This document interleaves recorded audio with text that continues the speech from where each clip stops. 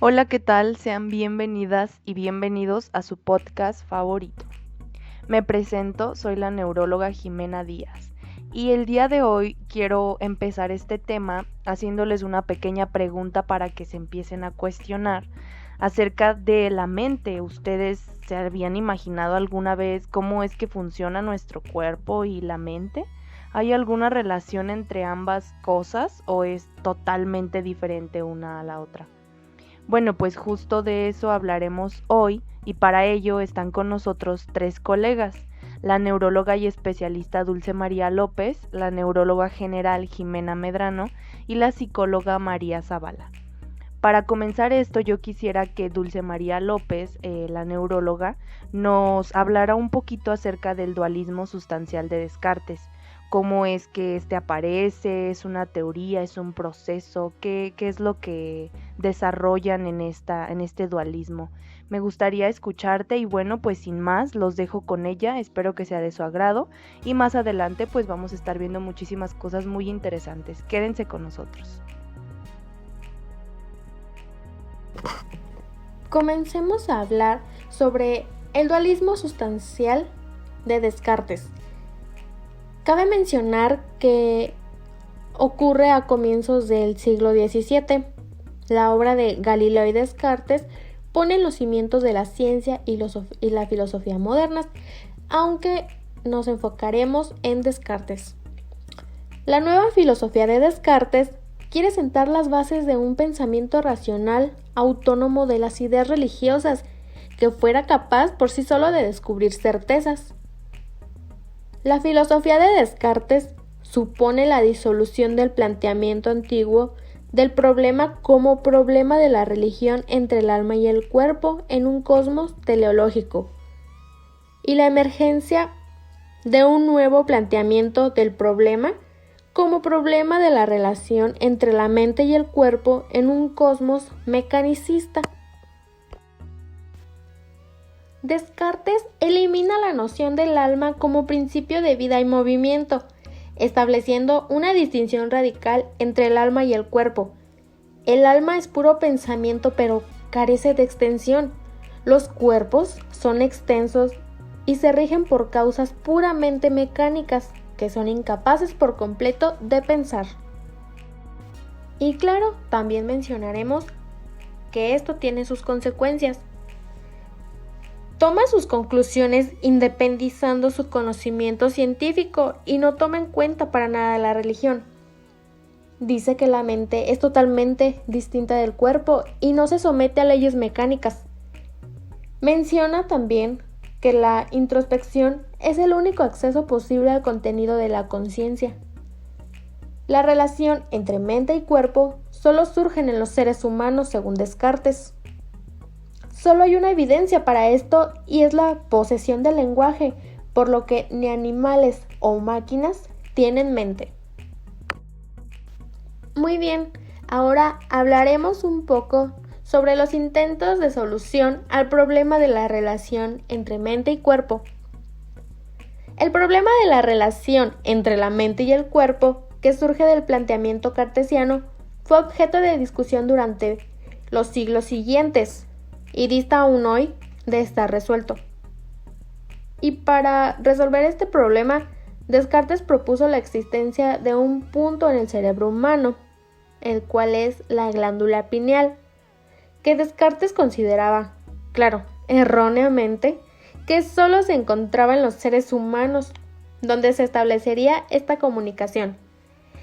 Y la glándula pineal es una pequeña glándula endocrina que se encuentra en el cerebro de los vertebrados, la cual produce melatonina, una hormona derivada de la serotonina que afecta a la modulación de los patrones del sueño, entre otros.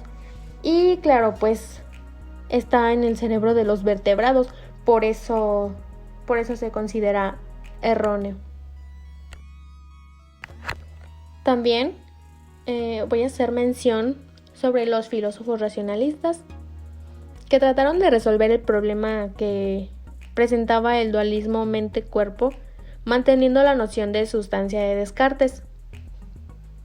Tenemos el ocasionalismo de Malebranche, el cual decía: cada vez que se produce un movimiento en el alma, Dios interviene para producir el correspondiente movimiento en el cuerpo y viceversa. Y el monismo de Spinoza decía que la extensión y pensamiento no son propiamente sustancias, sino dos de los atributos de una única sustancia infinita, Dios o naturaleza. Y por último, tenemos la armonía preestablecida de Leibniz, que dice que en el momento de la creación, Dios ha establecido una perfecta armonía entre las dos sustancias. Y podemos encontrar de similitud que estos tres mencionan a Dios, por lo tanto, también a la religión. Hablemos acerca de la disolución del sujeto cartesiano. Bueno, cómo es que este se fue quitando y se fueron metiendo un poco más a otros desarrollos filosóficos y científicos por medio del dualismo sustancial de Descartes. Estos tres desarrollos son los que estamos viendo en pantalla, que es el empirismo y positivismo, que prácticamente es el estudio de los fenómenos mentales utilizando la metodología aplicada a los fenómenos físicos. El evolucionalismo de Darwin, el cual hace referencia a la separación entre el hombre y el animal, y este abrió la posibilidad a que no nada más los seres humanos tenemos mente, sino también los animales. El psicoanálisis de Freud, que puso en cuestión la identidad de la mente, con la consecuencia al afirmar la existencia de pensamientos y sentimientos inconscientes que actúan sobre la conducta. Es decir, si yo tengo un pensamiento o un sentimiento de tristeza, obviamente esto va a repercutir en mis acciones y ya no voy a estar comportándome de una manera normal o como normalmente actúo, sino ahora ya gracias a este sentimiento que yo me siento afligida, que yo me siento triste, voy a empezar a demostrar en mis acciones ciertos pensamientos y ciertos sentimientos que hagan notar o denotar que yo estoy triste. El empirismo y el positivismo, entrando ya un poco más a este tema como constitución de la psicología como ciencia. Aquí ya los filósofos empiristas rechazaron la afirmación cartesiana de que las leyes lógicas del pensamiento están impresas en la mente. Ellos dijeron que ellos retomaron la noción aristotélica de que la mente no tiene ningún contenido en el momento del nacimiento y que todas las ideas ya vienen después a través de la experiencia. Por consiguiente, pues todas las ideas de la mente tienen su origen a partir de la experiencia y pues de lo que vamos viviendo. La teoría de la evolución es propuesta por Charles Darwin en 1859 cuando publica su obra El origen de las especies por medio de la selección natural, donde explica su teoría de que el hombre está en constante evolución, es decir, de acuerdo a nuestro ambiente, al contexto que nos rodee, nosotros vamos a ir evolucionando. También en 1871 él publica su obra El origen del hombre, donde afirma la continuidad evolutiva entre primates, que es la imagen que estamos viendo, que es como la evolución del hombre, la continuidad en el psiquismo. De este modo, el hombre y el animal tendrían básicamente las mismas capacidades psíquicas, si bien en grado muy diferente. Aquí es en donde entra lo que les comentaba hace ratito, de que el hombre, al igual que el animal, tienen mente y aquí hacen una semejanza. Posteriormente, Herbert Spencer fundamentó la psicología en la biología, afirmando que lo psíquico surge en el curso de la evolución fisiológica del sistema nervioso y en el cerebro. Recordando nada más que el término psiquismo pues viene del conjunto de caracteres psíquicos de un individuo a nivel obviamente cerebral y de los fenómenos relacionados a ellos. Así pasamos al tercer desarrollo, que fue el psicoanálisis freudiano. La teoría psicoanalítica fue creada por Sigmund Freud en 1856 para explicar y tratar el comportamiento mental patológico. ¿De dónde viene patológico? De patos, que es algo malo o alguna patología, algo que daña o está deteniendo algún proceso. Pero él explica también los mecanismos que determinan el comportamiento de los individuos considerados normales, es decir, por qué actuamos así, qué proceso tiene que pasar a nivel cerebro para que se den ciertas conductas. Según Freud, en la mente humana existen procesos que inciden en la conducta sin estar controlados por la conciencia, es decir, como un movimiento o un pensamiento involuntario. Estos procesos psíquicos, o sea, a nivel cerebral, inconscientes, están regulados por leyes propias distintas de las que gobiernan la conciencia. Es decir, estas ya están aparte de lo que uno puede controlar. Determinan buena parte de la vida psíquica, o sea, el inconsciente. Está regulado por estas leyes que les comento y es conocido a través de sus manifestaciones en los actos fallidos o en nuestros sueños o en síntomas neuróticos cuando nos estresamos mucho, cuyo significado debe ser desentrañado por el medio del análisis. Cuando nosotros analizamos nuestros sueños y hasta andamos buscando en internet por qué sueño con animales, por qué sueño con flores, por qué sueño con tal, pues eso ya es estarle buscando un significado a algo raro o algo inconsciente que sin quererlo nosotros pues lo soñamos. En el curso del desarrollo infantil, Freud dice que el niño pasa de ser una masa de instintos desorganizados, regidos por el principio del placer, o sea que los niños hacen todo para satisfacer algo, por decir ven una pelota y a fuerza la quieren agarrar porque no saben cómo se siente y necesitan sentir el placer de aplastar a algo o de estar manipulando algo.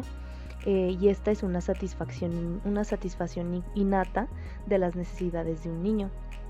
El principio de realidad que al individuo le hace hacer sentir un placer inmediato por miedo a ser castigado si contraviene las normas sociales. Entonces aquí el niño ya sabe que si agarra la pelota que es de su hermano, que no es de él, pues su mamá lo va a regañar, ¿no? Y empieza a pensar y a construir un pensamiento más lógico y decir, pues si la tomo me van a regañar o voy a recibir un castigo.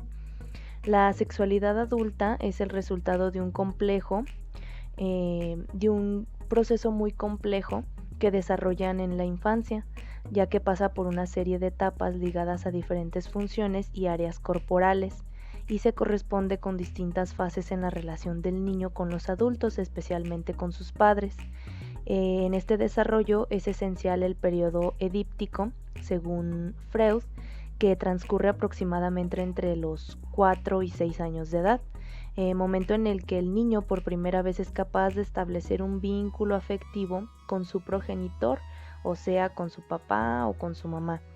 Es considerado un rival. La inmadurez psíquica del niño condena al fracaso los deseos infantiles y malogra su primer paso hacia lo adulto.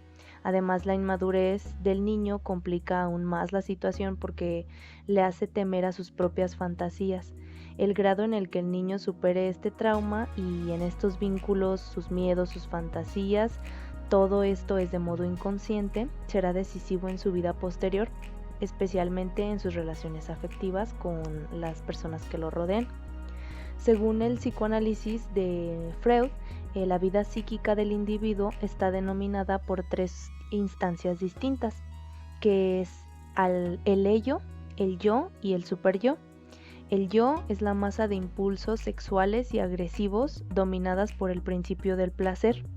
Puede ser el ego, ser irracional, no saber cómo comportarte o ser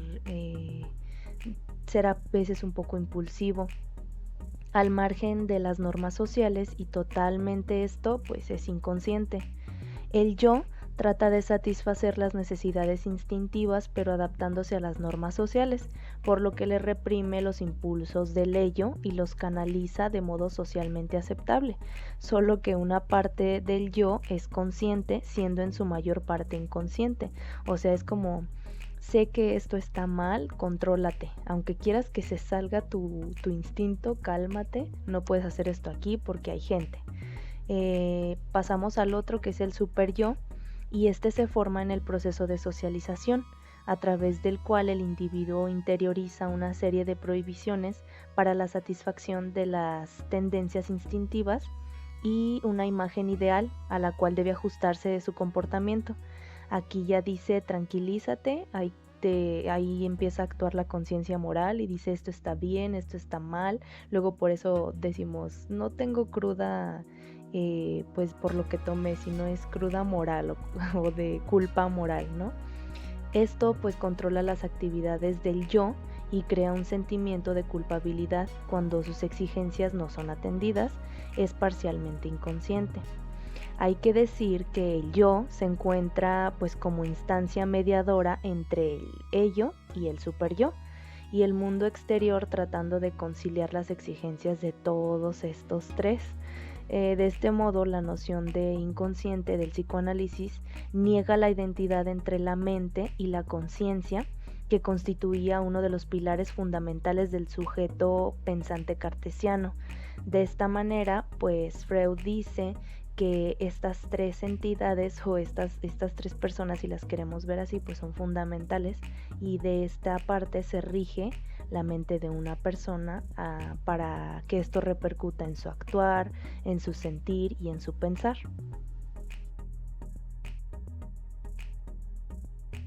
Bueno chicos, es mi turno. Les presentaré el monismo psicofísico, una postura moderna de la mente y el cerebro de la psicología.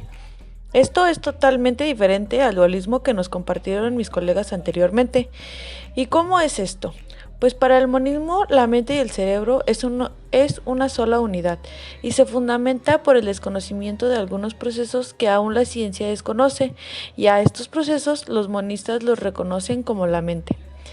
Entonces no existe la vida después de la muerte, pues no existe la mente, o mejor conocida como el alma. Pero definamos qué es el cerebro y qué es la mente.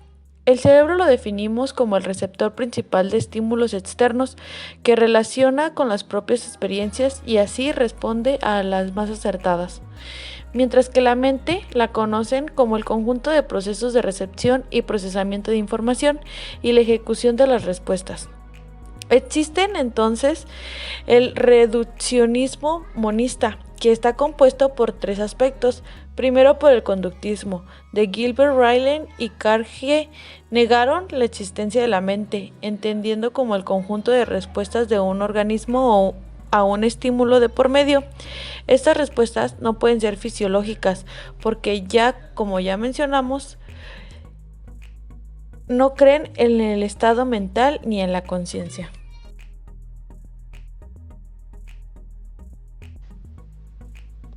Reduccionismo monista. B. Teoría de la identidad mente-cerebro. Para Smart y David, ellos comentan que los estados no pueden dejar simplemente de existir, ya que al mismo tiempo proponen un estado puramente físico del sistema central. C. Materialismo. Paul Schusland elimina la existencia de los estados mentales. Él dice: no, quitemos esto. Al igual, él parte de actividades cognitivas que son en última instancia actividades del sistema nervioso. Dualismo neurofisiológico.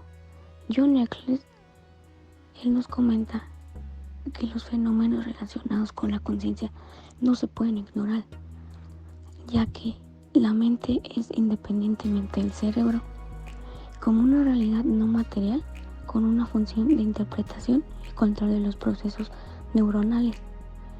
Él se fundamenta en la teoría de los tres modelos del filósofo Karl Popper. La teoría de los tres mundos es mundo 1, realidad física.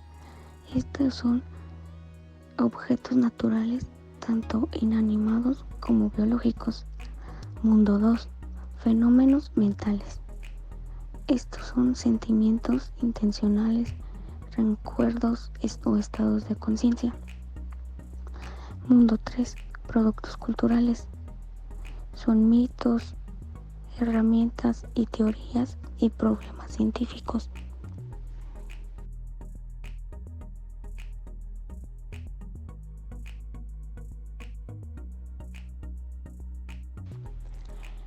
Emergentismo.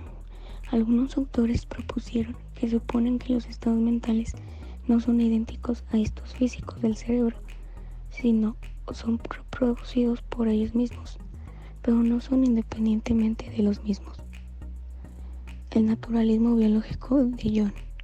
Los procesos mentales están causados por procesos cerebrales, no se producen, sino son fenómenos autónomos que emergen de los sistemas neurofisiológicos. Para Jung hay dos niveles de descripción del cerebro. A. Las micropropiedades. Estas son las estructuras y funcionamiento de las neuronas. B. Las macropropiedades, que son estructuras y los funcionamientos de los procesos mentales. El estudio neurobiológico de la conciencia. Para poder entender esto, primero vamos a definir qué es la conciencia. Pues la conciencia humana se genera en la parte posterior del córtex cerebral. El córtex cerebral o corteza cerebral es el manto de tejido nervioso que cubre la superficie de los hemisferios cerebrales. Aquí es donde ocurre la percepción, la imaginación, el pensamiento, el juicio y la decisión. Siendo así, entonces vamos a definir a la conciencia como el estado fisiológico que vigila la capacidad en un acto de reconocerse, de reconocernos a nosotros mismos en un lugar, lo que hay a nuestro alrededor, lo que nos rodea, el contexto que está en torno a nosotros. Eso vendría siendo la definición de conciencia. Ahora, pues, en cuanto a lo que refiere a los estudios neurobiológicos, pues sabemos que la conciencia y todo esto del cerebro, pues es algo muy complicado y que hay pues extensos estudios, los cuales pues los resultados de los trabajos sobre estos aspectos neuronales indican que la conciencia es un producto de la actividad cerebral, pero también dicen que las actividades de las neuronas cerebrales no van acompañadas de la conciencia, o sea que son dos cosas separadas. La conciencia es el resultado de una serie de procesos neurobiológicos en el cerebro, claramente, y a su vez es un rasgo del nivel de su complejidad. En realidad, al estudiar y al estar y al ser consciente, nos sitúan ante lo que Chalmers, un autor reconocido, ha denominado como el problema blando y el problema duro de la conciencia. ¿A qué me refiero con esto? Bueno, el problema blando vendría siendo, hace referencia a los aspectos como la vigila, la atención o el conocimiento, y el problema duro a conceptos tan complejos como la autoconciencia, el yo neural o la cognición social. El yo neural es como los engranes neuróticos de la conducta moral. Es por ello que cuando nos pasa algún accidente, perdemos la conciencia, luego como que nuestro cerebro se apaga, no se apaga como tal, pero se detienen las cosas y perdemos la noción.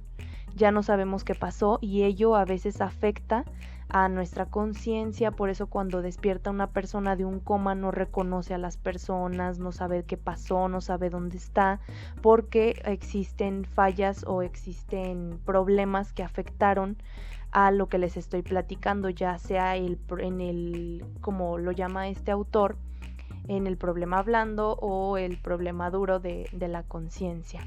Y más o menos de esta forma, o sea, es muy extenso el problema y el concepto de conciencia y todo lo que engloba, pero por encima de esto, pues es lo más importante que tenemos que saber.